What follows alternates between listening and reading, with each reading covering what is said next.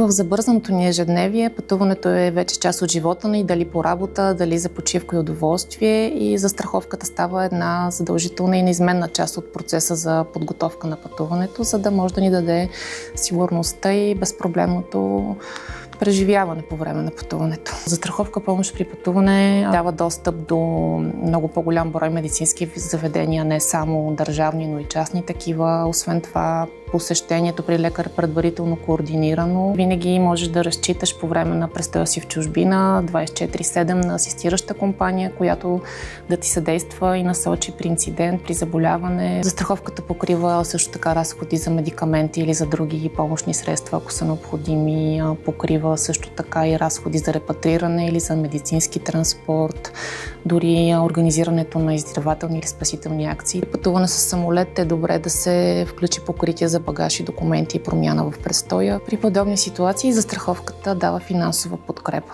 За често пътуващи удобен вариант е застраховката Multitrip, която дава възможност за неограничен брой пътувания в рамките на една година на територията на цял свят. По-изгодното решение и ви дава свободата да не мислите всеки път дали имате застраховка или не. Застраховката помощ при пътуване е достъпна и като процес на сключване. Буквално за няколко минути отнема регистрацията на полицата и плащането през нашата онлайн платформа.